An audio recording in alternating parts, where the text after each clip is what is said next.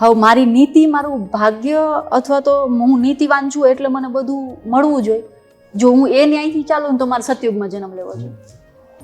બે વસ્તુ છે, એક પોઝિટિવિટી, એક નેગેટિવિટી, સારું અથવા તો ખરાબ.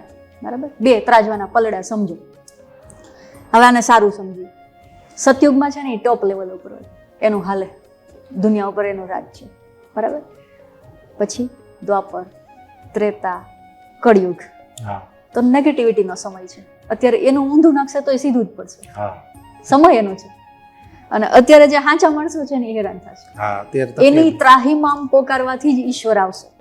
ભગવાન ક્યારેય જન્મ લઈને એવું કેમ નથી કરતો કે ભાઈ સદંતર નેગેટિવિટી દુનિયામાંથી જ ખતમ, આવવી જ ન જોઈએ. એક જ જન્મ લેવાનો, એને અવતાર એક જ વખત લેવાનો અને પરમનન્ટલી હરખું કામ કરીને જવાનું. આ વારે વારે શું કામ ધક્કા ખાવા પડે છે?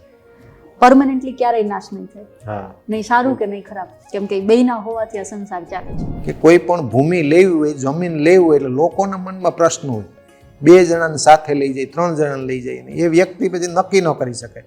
એ કે ઘડીક વાર બેસીએ કલાક તો એવું લાગે થોડી વાર આનંદ આવે, થોડી વાર નથી આવતો, પણ પેલા કરતા બેટર છે. એક નિશ્ચિત નક્કી નથી કરી શકતો જગ્યા શું કરવું, એ બીજા 3 લોકોને લઈ આવે તો એમાં 2 યસ કહે, 2 ના પાડે. એટલે જમીનમાં કોઈ નિશ્ચિત જમીન ગમે નથી ગમતી, મારા માટે હિતકારી છે નથી, એ આપણો આત્માને કઈ રીતે મનાવવું? જેને ઈશ્વર તરફ ગતિ કરવી છે ને એને દ્વૈતમાંથી અદ્વૈતમાં આવવાનું છે. એની નજર હવે શું જશે કે સુખ દુઃખ બેયને જોયા, હું એ સમજે છે તો સમય જ ને વયો જશે. આ પણ વયો જવાનો છે. સુખનો હશે તો પણ અને દુઃખનો છે, મૂળ સમય જ. બરાબર, જેમાં હું કાં તો દુઃખની અનુભૂતિ કરું છું અને કાં તો સુખની અનુભૂતિ કરું છું. વયો જવાનો છે સમય માત્ર. દિવસ અને રાત. કોઈ અમેરિકામાં બેઠું છે એને અત્યારે રાત હશે, આપણે અહીંયા દિવસ છે. બે સત્ય, એના માટે અહીંયાનું, મારા માટે અહીંનું સત્ય. બરાબર, પણ વાત તો સમયની જ છે. મહાકાલ, કાલ એટલે સમય, અને સમયની બહાર જે છે ને એ અદ્વૈત છે. સમયની અંદર જે છે ને એ બધું દ્વૈત છે. મારા નિયમ શું છે? મારું ઘર, મારા 4-5 છોકરા, મારો બસ સગુવાલું, મારું સ્ટેટસ, મારી લાઈફ, બસ આટલું જ જોવાનું છે ને મારે તો. અને હું આટલા પૂરતો જ વિચાર કરું છું. અને એ બ્રહ્માંડનો અધિપતિ છે, એને આખા બ્રહ્માંડનું જોવાનું છે. એ ખાલી મારા એક ઘરનું ધ્યાન ન રાખવાનું. એ તો જે એને નથી પૂછતા કે નથી માનતા ને એનું એને જ ધ્યાન રાખવાનું છે. એ તો એનું ધ્યાન રાખે છે. મૂંગા જીવ, પશુ પક્ષી, એ ક્યાં મંદિરે જાય છે, એ ક્યાં નીતિ અનીતિમાં કાંઈ સમજે છે, પણ એને તો એનું ધ્યાન રાખવાનું છે. ઈશ્વર એનું ધ્યાન તો રાખે જ છે. તો એ તટસ્થ છે.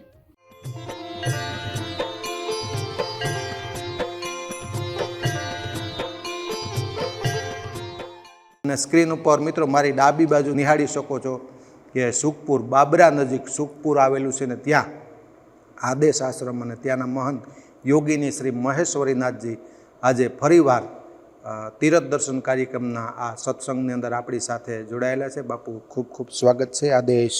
આદેશ. આદેશ. કોટી કોટી વંદન આપના ચરણોમાં. માતા પિતાનું ઘણું ઋણ છે. આપણે ઘણા કહેતા હોય કે એના ઋણમાંથી કઈ રીતે મુક્ત થઈ શકીએ આપણે?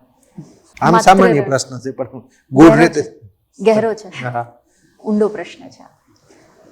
માત્ર ઋણ, પિતૃ ઋણ, ભાતૃ ઋણ, ભગીની ઋણ, આ બધા ઋણ મુક્તિના અલગ અલગ ઉપાયો છે.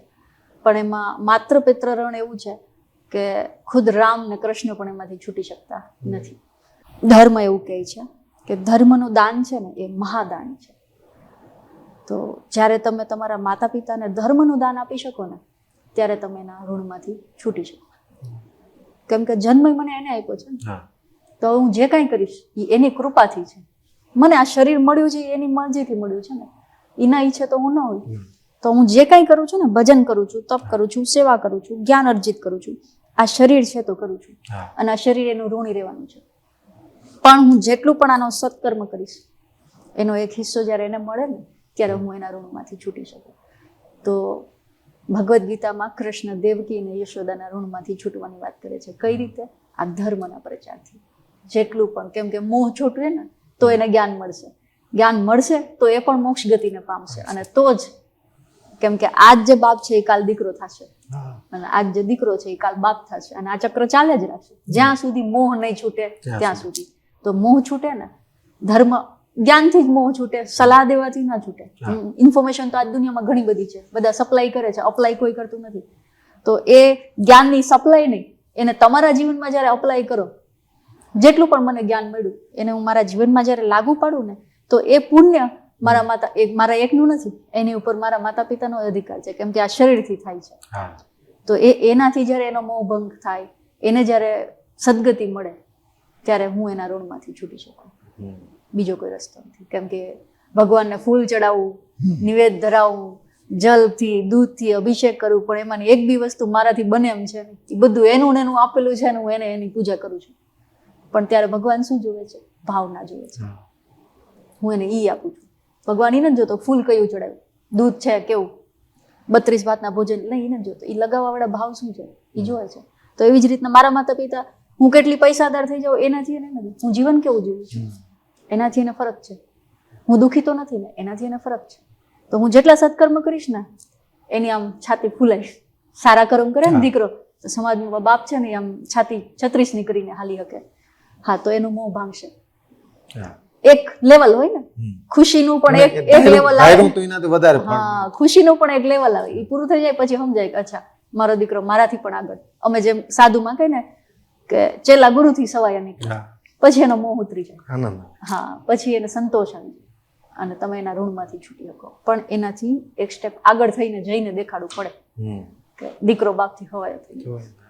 એક વચ્ચે સમજવા મને પ્રશ્ન થયો, ક્યારેક એવું બધા સંસારી જીવન જીવતો હોય કોઈ પણ વ્યક્તિ, ત્યારબાદ અમુક ઉંમરે 40 વર્ષ કે 45 વર્ષે સંન્યાસી પરંપરામાં, સાધુ પરંપરામાં આવે, એમના દીકરા દીકરી કે બાળકો હોય, પછીથી એ સારા કર્મ કરે. એવું એક સંત જીવનની અંદર સારા કર્મ કરી અને ફોરમ કહે ને, ફોરમ ફોરીને જગમાં વિખ્યાત થાય. આપણે કહીએ કે ભાઈ પિતાનું પુણ્ય છે ને એ કમાય છે. ઘણી વાર એવું કહેતા કે માતા પિતાએ બહુ ખવડાવ્યું, રોટલો હારો હતો એના દીકરા એ ખાય છે, એવું કહેતા હોય. હવે સાધુ જીવન અને સંસારી જીવનમાં આ મુદ્દો સમજવો છે. સાધુ બની ગયા છે પણ તેમના દીકરા સંસારી છે. આ સંતોનું ભજન, સાધુનું કોઈ આવું ભજન હોય તો એના દીકરા ઉપર એ કૃપા અસર કરે કે નહીં? અમારી ગુરુ શિષ્ય પરંપરા જ્યારે દીક્ષા વિધિ થાય ને, તમારે કેમ અગ્નિની સાક્ષી ફેરા ફર્યા તો એ દીકરીનું ગોત્ર બદલી ગયું, એમ જ્યારે અમારી દીક્ષા વિધિ થાય ને ત્યારે અમારું ગોત્ર બદલી. બરાબર? તો એ વાર્તા અહીંયા પૂરી થઈ. હું એ સમજુ છું જે વ્યક્તિ દીક્ષા લઈ લીધી પ્રોપર, તો એ ગુરુ પરિવારમાં ભળી ગયો ને તો એને યાના જ કર્મ લાગુ પડશે. બરાબર. પૂર્વાશ્રમનો કોઈ કનેક્ટ થતું નહીં. અચ્છા. અને એક વચ્ચે બાપુ શરૂઆતમાં થોડી વાત કરેલી, અમુક ભૂમિની ઉર્જા અને ચેતનાનો મુદ્દો સમજવો છે. અમે કાર્યક્રમમાં બેઝિક વાત કરતા હોય કે ખૂબ આનંદ આવે છે, અહીંની ઉર્જા, અહીંની ચેતના કે ખેંચાણ અલગ હોય છે, આવી રીતે બોલતા હોય. બોલવે સારું લાગે, અનુભૂતિ કરવી ને એ થોડી અઘરી છે. ક્યારેક એવું બનતું કે વેરાન હોય, ઘાસ હોય, કાંઈ હોય, ટેકરાળ એરિયો હોય, પણ એમ થાય કે બેસીએ નિરાતે જશું, વહેલે ને બેસીએ 2 કલાક, એવું થાય. કાર્યક્રમ આગળ હોય તો પણ, ને ક્યાંક ભૌતિક સુવિધા ભરપૂર હોય, એસી ને એવી રીતે સોફા ને હોય, તમામ પ્રકારની આપણે કે વ્યવસ્થા હોય, પણ એમ થાય કે નીકળી આવે. આ 2 પ્રકારની વસ્તુમાં સમજવું છે મારે. અને બીજું, આ ભૂમિની ઉર્જા અને ઓરા હોય એ સમજવું. એનું કારણ શું? મતલબ કે એ ખેંચાણ કઈ રીતે દોરીને લાવે છે માણસને? એ ભૂમિમાં શું એવા કોઈ તપ સાધના થઈ છે, અથવા ક્યાંય ખેંચાણ નથી તો ભૂમિ નબળી કેમ? એવી ભૂમિ થવાનું કારણ શું? આ સમજી લઈએ. એમાં 2 પરિબળો કામ કરે છે. જે પૃથ્વી આમ તો ગોળ જ છે, પણ બ્રહ્માંડમાંથી ઉર્જા ખેંચવાના અમુક છે ને એક ચુંબકીય તત્વના અમુક પોઈન્ટ છે ધરતી ઉપર. ત્યાં આજે જ્યોતિર્લિંગો છે, શક્તિપીઠો છે, એ બન્યા પહેલા જ એ સ્થાન ઉર્જાનું, બ્રહ્માંડમાંથી ઉર્જા ખેંચવાનું એક ચુંબકીય ક્ષેત્ર હતું, અને એટલે જ ત્યાં ભગવાન આવ્યા અને અહીંયા સ્થાપનાઓ થઈ. બરાબર? તો એક અર્થ આ કે એ જગ્યા પહેલેથી જ સક્ષમ હતી અને દેવતાઓની સ્થાપના ત્યાં થઈ. એક.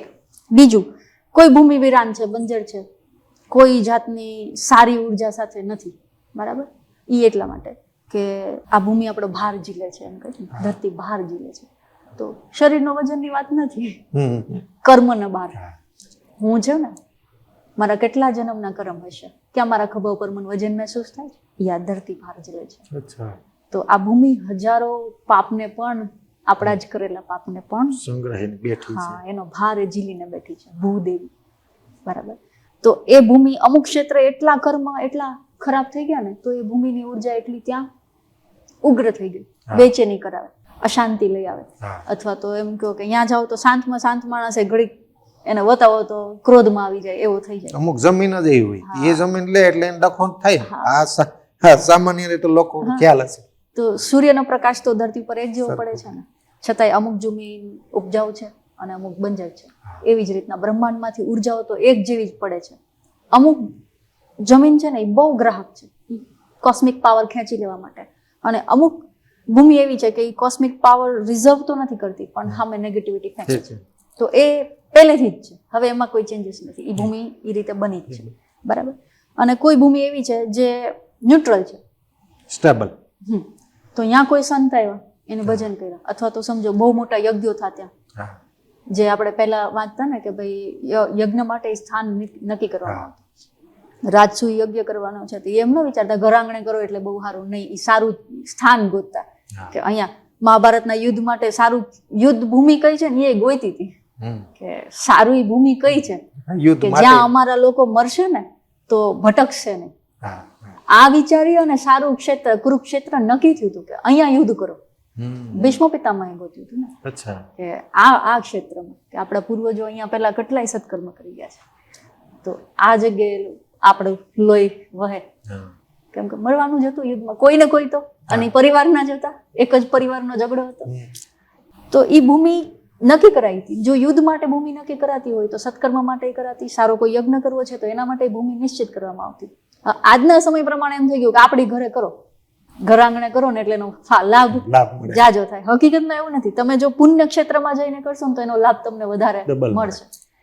આ ભૂમિની ચેતના ફેરવવા માટે કાં તો એની ઉપર એટલા વિશાળ યજ્ઞો થાય, એટલી તપસ્યાઓ થાય, અથવા તો એવડું ભજન થાય ને ત્યારે એ ભૂમિની ચેતના ફરી શકે. કેમ કે ભૂદેવી એની શક્તિની બરાબર જેની શક્તિ થાય ને એ ચેતના ફેરવી શકે. નહીતર વાસ્તુશાસ્ત્રના નિયમ ખરા પણ એ એનર્જી ડાયવર્ટ કરે, કન્વર્ટ કરી દે, બેલેન્સ કરી દે. તમારું આ ખૂણામાં બનાવો ને એટલે તમને એ ઉર્જા, હા બસ. પણ ભૂમિની ઉર્જા કોઈ એમ કે ટોટલ કાયા પલટ થઈ જાય એ ન થાય. કેમ કે એની શક્તિ આખા બ્રહ્માંડનો જે ભાર ઉપાડે છે એના કરતા તો આપણી તો થોડી એટલા બરાબર હોય. હા, ત્યાંની એનર્જીને તમે ડાયવર્ટ કરી શકો. એટલે આપણે ત્યાં ઝાપાના દેવ, ગઢ કિલ્લા બને ને તો એને ઝાપાના દેવ કે ત્યાં બેહાડવામાં આવતા. કેમ કે આમ તો એની કોઈ બોર્ડર તો છે નહીં ને, પણ મેં મારા માટે આટલું સ્થાન નક્કી કર્યું છે, ક્ષેત્રપાળ બેસાડી દીધા. તો એનામાં પોઝિટિવિટી લાવવા માટે આપણે અમુક દેવતાઓની સ્થાપના અમુક દિશામાં કરતા, અમુક દિશામાં દરવાજા બનાવીએ, અમુક દિશામાં શૌચ કાર્ય ન કરીએ કે એવા શૌચાલયો કે એવું કંઈ વસ્તુ ના બનાવીએ. બસ આ શું છે કે ભાઈ મારું આ બેલેન્સ રહે, બદલાતું નથી, અને ન બદલાય એના માટે વાસ્તુ અસ્તિત્વમાં આવ્યું. ક્યારેક લોકો પ્રશ્ન કરતા હોય, આ એક કોમેન્ટ ઘણા વર્ષો પહેલા મેં વાંચેલી, જમીનનો મુદ્દો આજે આવ્યો છે ને, ભૂમિનો મુદ્દો, એટલે વચ્ચે યાદી કરો કે કોઈ પણ ભૂમિ લેવી હોય, જમીન લેવી હોય એટલે લોકોના મનમાં પ્રશ્ન હોય. 2 જણાને સાથે લઈ જાય, 3 જણાને લઈ જાય, એ વ્યક્તિ પછી નક્કી ન કરી શકે. એ કે ઘડીક વાર બેસીએ કલાક તો એવું લાગે થોડી વાર આનંદ આવે, થોડી વાર નથી આવતો, પણ પેલા કરતા બેટર છે. એક નિશ્ચિત નક્કી નથી કરી શકતો જગ્યા શું કરવું, એ બીજા 3 લોકોને લઈ આવે તો એમાં 2 યસ કહે, 2 ના પાડે. એટલે જમીનમાં કોઈ નિશ્ચિત જમીન ગમે નથી ગમતી, મારા માટે હિતકારી છે નથી, એ આપણો આત્માને કઈ રીતે મનાવવું? આમ તો ખાલી તમે અહીંયા ખુલ્લા પગે હાલો ને, પગના તળિયા બૂટ શૂટ કરીને નહીં, ખુલ્લા પગેથી હાલો ને એટલે તમને મહેસૂસ થઈ જશે. એક, કેમ કે તમારી ઉર્જા જમીનની ઉર્જા સાથે સીધી સંકળાશે, તો તમને ક્લિયર જવાબ મળી જશે, કોઈ બીજા વ્યક્તિની જરૂર નહીં પડે. અને નહીં તો એક ટ્રીક પણ સમજાવું. ખાડો ગારો, બરાબર, 1.5 હાથ બાય 1.5 હાથ ઊંડો એટલો ખાડો, હા ઊંડો ખાડો ગારો, પાણી ભરો, 24 કલાક જવા દો. એ પાણી એટલું ને એટલું રહેશે તો બરકતવાળી છે, ઘટીને સાવ ઓછું થઈ જશે તો એ ભૂમિ ઠીક નથી. એની માટી ભરી નહીં જોઈ શકો. જે ખાડો કર્યો ને એની માટી એમાં ભરો, જગ્યા ખાલી રહી છે તો ગમે એટલું લાવશો ખાલી રહેશે, તો એ જગ્યા બરાબર નથી. આ વાસ્તુવાળા નિયમ છે કે ભાઈ કોઈ પણ જગ્યાની ઓરા ચેક કરવી હોય તો આ રીતે થશે. તો એ બેઝિક નિયમો ફોલો કરીને પણ જોઈ શકાય કે આ ભૂમિ મારા માટે ફળદાયી છે કે નથી. આ ટ્રીક આને કહેવાય ટૂચકો. અને ઓલું જે છે ને ઈ ઓરા, કે ઉર્જા ઉપરથી જ ખબર પડી જશે કે. અને એક છે અમુક પવિત્ર સ્થાન હશે ને, ત્યાં જાશો ને અને ખુલ્લા પગે જો થોડો તમે ચાલ્યા, તમારી સુષુમ્ણા ચાલુ થઈ જશે, તો તમને ખબર પડી જશે કે આ સ્થાન પવિત્ર સ્થાન છે. એ આમ જ હર વ્યક્તિ સમજી શકે. એના માટે કોઈ જાજા જ્ઞાનની જરૂર નથી. તમારા બંને શ્વાસ ચાલવા માંડે ને એટલે સુષુમ્ણા ચાલુ થઈ ગઈ તમારા, નતર દર કલાકે બદલે. બરાબર. પણ સુષુમ્ના ચાલુ હોય ને ત્યારે બે નખમાંથી હવા આવશે, બરાબર. તો એ નક્કી થઈ જશે કે આ પવિત્ર સ્થાન છે. અને નીતિમત્તાનો મુદ્દો એક સમજી લઈએ. લોકોને આ પ્રશ્ન બહુ કરતા હોય કે અમે નીતિથી ધંધો કરીએ છીએ, નીતિમત્તાથી અનેક મહેનત કરતા હોય છે લોકો. ખૂબ આપણે જોતા હોય કે કેટલી મહેનત કરે છે બિચારો, પણ ક્યારેક સફળતા નથી મળતી, અથવા ધંધામાં વારંવાર ખોટ જાય. ખૂબ નીતિમત્તાથી ક્યારેય ખોટું ન કરે છતાં પણ ખોટ જતી હોય. એનો જવાબ લોકો સામાન્ય સાધુ અમને આપતા હોય કે ભાઈ એનો પૂર્વજન્મનું સંચિત કર્મ છે, એના લીધે. પણ સફળતા કોઈ પણ રીતે એનો રસ્તો તો આપેલો છે, મેળવી તો શકે, સફળતા તો મળી શકે. કોઈ પણ સંજોગે, કહેવાનો ભાવાર્થી સામાન્ય જવાબ, કોઈ પણ સંજોગે વ્યક્તિ ધંધામાં સફળતા કઈ રીતે પ્રાપ્ત કરી શકે? ઉપાસના પદ્ધતિઓ છે.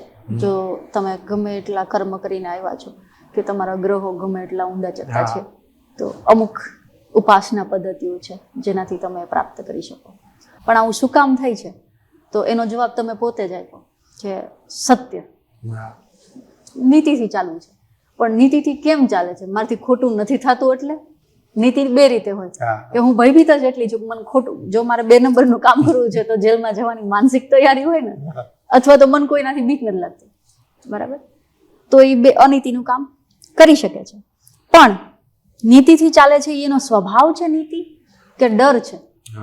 યુધિષ્ઠિરને સત્ય બોલવું ને એનો સ્વભાવ હતો, અને જેના સ્વભાવમાં નીતિ છે ને એ બદલામાં એનું રિઝલ્ટ મેળવવાની આશાય નથી રાખતો કે હું સત્યનું આચરણ કરું છું તો મને આ વસ્તુ મળવી જોઈએ, મારો અધિકાર છે. નહીં, એવું ક્યારે આવતું જ નથી.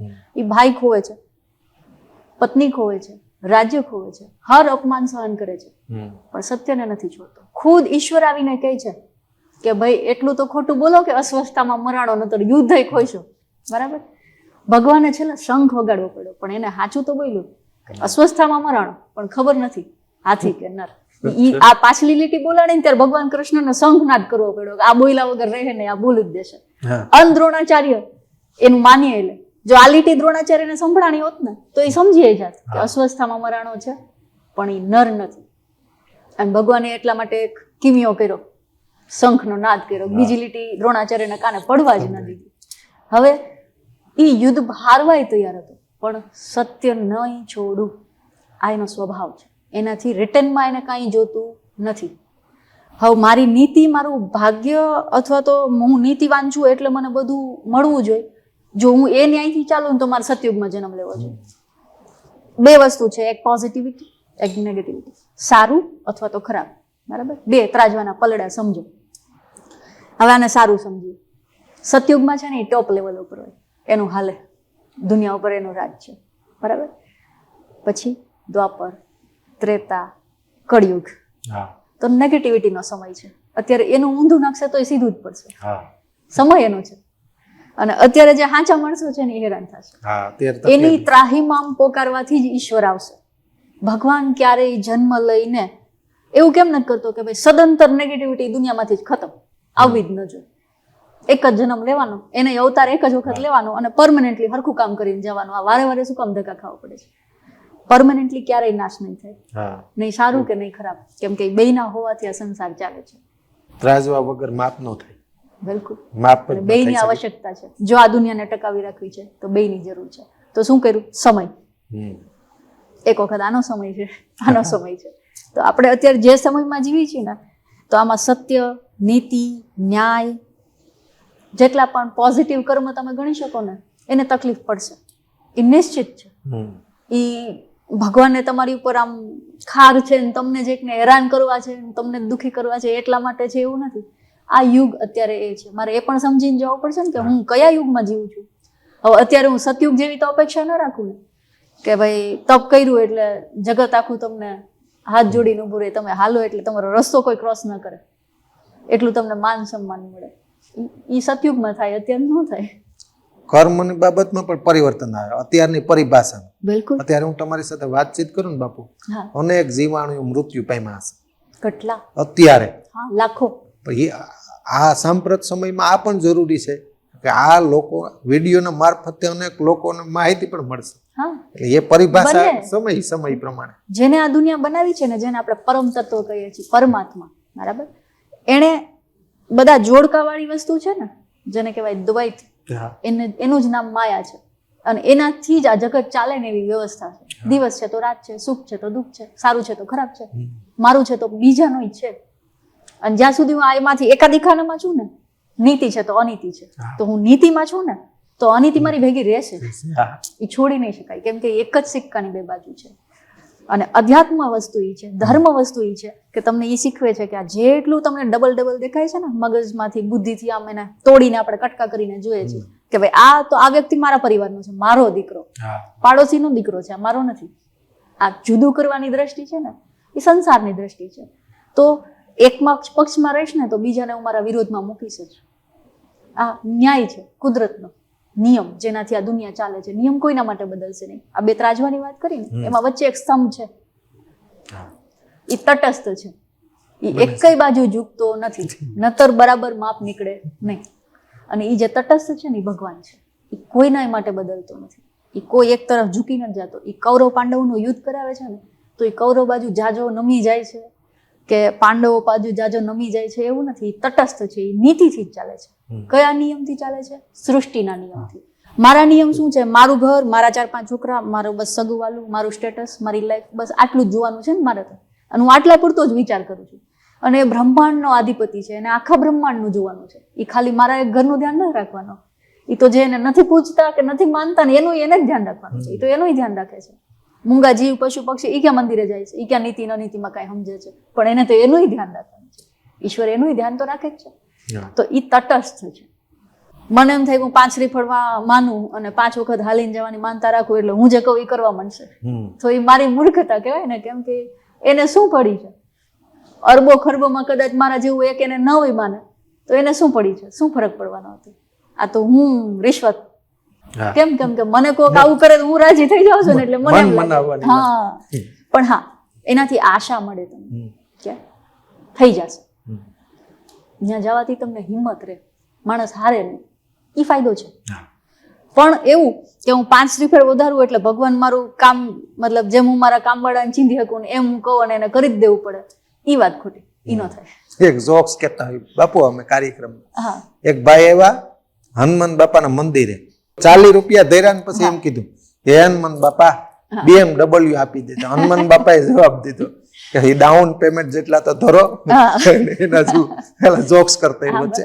પણ બાપુ આ એક સમજવું, સ્ત્રી અને પુરુષ બંને પ્રત્યે દ્રષ્ટિમાં સમભાવ રાખવાની વાત છે. આપણે વાત કરે છે, મહાપુરુષો કહે છે, દરેક સંસારમાં લેતા લોકો કહે છે કે સમભાવ રાખવું. પણ હકીકત બોલવું સરળતા છે, બોલી શકાય, પાડવું ખૂબ અઘરું છે. સ્ત્રી અને પુરુષ પ્રત્યે દ્રષ્ટિ સમભાવ કઈ રીતે રાખી શકાય? કહેતા હોય છે કે રાખવું જોઈએ, આમ કરવું જોઈએ, પણ એ પાલન કરવું ખૂબ અઘરું છે. ગંગા સતી પાનબાઈનું ભજન છે, જાતિ મૂકીને આવો મેદાનમાં, એવો રે દેખાડું તમને દેશ. જાતિ મૂકીને આવો. કઈ જાતિની વાત કરે છે? નર અને નારી. બરાબર. આ બે જાતિ જે ઈશ્વરે બનાવી છે, અને આમાંથી છૂટવું અઘરું છે, કેમ કે એની પ્રિન્ટ છે ને તમારી આત્મા જ્યારથી બની ને ત્યારથી છે. આ દુનિયામાં પૂર્વજન્મ યાદ આવવા વાળા ભારતના ને વિદેશના લોકો લઈ લેજો, ધાર્મિક નથી એવા લોકો, તમે ગૂગલમાં સર્ચ કરો મળી જશે. કોઈને કોઈનો પાછલો જન્મ યાદ આવ્યો હોય, કોઈ એમ કીધું કે હું, મતલબ કોઈ લેડીઝ છે અને એને એમ કીધું કે હું પૂર્વજન્મમાં પુરુષ હતી, પોસિબલ નથી. કોઈ પુરુષને એનો પાછલો જન્મ યાદ આવ્યો અને એને એમ કીધું કે હું પાછલા જન્મમાં સ્ત્રી હતો, પોસિબલ જ નથી. પછી એની પહેલા હું હાથી હઈશ, કીડી હઈશ, તો હું જે કાંઈ હઈશ, આ જાતિ મારી બદલી નથી. એ ભગવાને જે આપી દીધી છે ને એ એમ જ રહેવાની છે.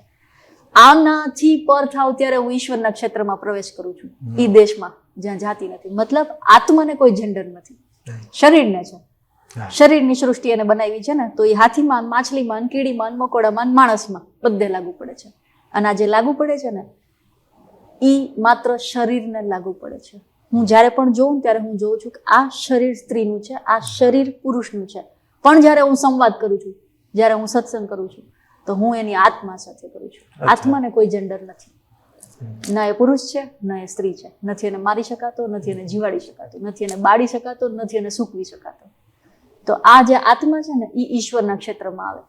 તો કોઈ પણ સાધક જ્યારે શરૂ કરે ને એટલે પેલા શરીરના ક્ષેત્રમાં જ હોય. બરાબર.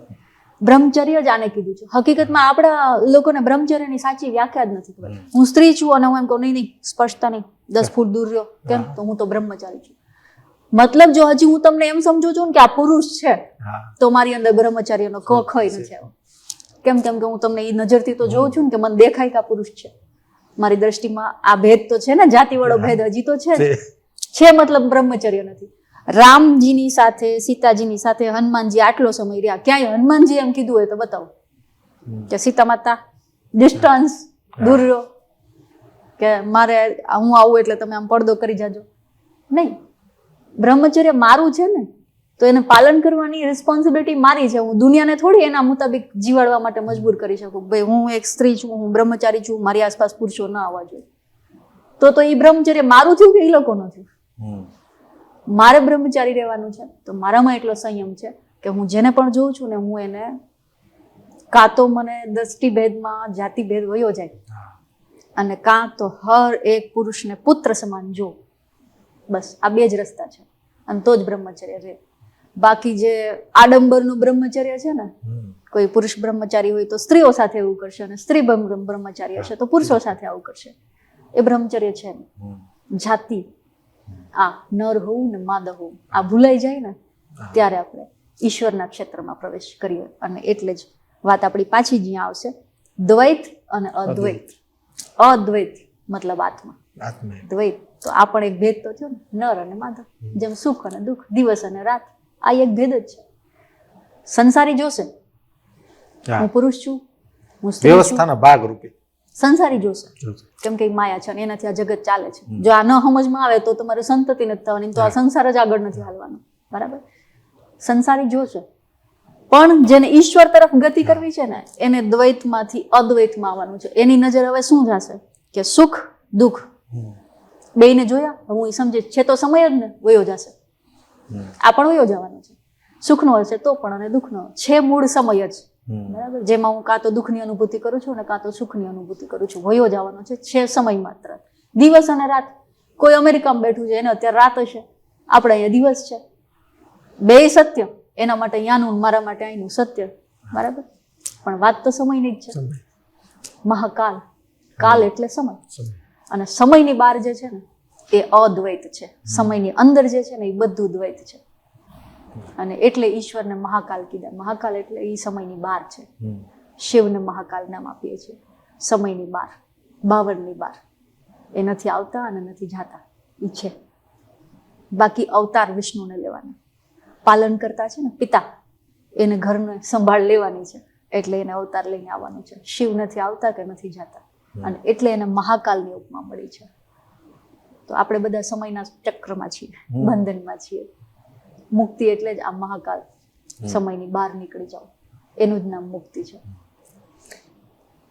બાપુ ખૂબ આનંદ આવ્યો આજના સંવાદની અંદર. અનેક લોકો પ્રશ્ન કરતા હોય કે બાપુને અમારે મળવું છે, દૂર દૂરથી આવતા હોય, સહજ એમનો પ્રશ્ન હોય છે, કારણ કે બીજા રાજ્યમાંથી આવતા હોય છે, તો એમનો એક સ્ક્રીન ઉપર નંબર આપશું, એને આવવાનું હોય છે, મળવું હોય છે. પણ એને એવો પ્રશ્ન કરતા હોય, કદાચ બાપુ નહીં હોય તો એવો પણ પ્રશ્ન હોય, સ્ક્રીન ઉપર નંબર આપશું આપણે તો સરળતાથી. અને આમ તો બેઝિક મેં આગળ વાત કરી દીધી છે કે બાબરા, અમરેલીનું બાબરા તાલુકો ને ત્યાં સુખપુર ગામ છે, ત્યાં આશ્રમ આવેલો છે, આદેશ આશ્રમ. અને ગૂગલ સર્ચમાં પણ કરો તમે સુખપુર બાબરા આદેશ આશ્રમ, એટલે ગૂગલ મેપમાં પણ તમને સરળતાથી આ આશ્રમનું એડ્રેસ મળી જશે. ધન્યવાદ મિત્રો, ખૂબ ખૂબ આભાર. આદેશ. આદેશ. આદેશ.